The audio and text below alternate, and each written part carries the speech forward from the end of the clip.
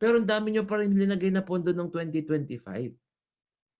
Kasi nga, why would we keep repeating making flood control projects if it just keeps being overwhelmed year in and year out? Hindi dahilan yan na overwhelmed na yan, sinabi ko sa inyo, di ba?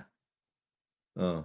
This was November 4, 2024. November 4, 2024, galit na tayo sa flood control projects. Bago pa yan, kailan lang ba? 3 months lang ago, mga kabats natin. 3 months lang ago, galit si Bongbong Marcos sa flood control projects. Tayo dito sa batas natin, before November 4, 2024, galit na tayo sa flood control projects dahil ito ang dahilan nila kung bakit nababaha tayo, na overwhelm yung kanilang flood control projects. Oh.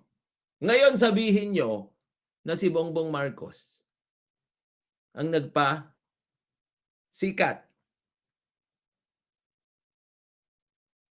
para imbestigahan yung flood control projects na yan.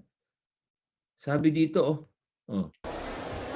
investigate flood, but the president says he has no problem with some lawmakers' proposals to investigate flood control projects.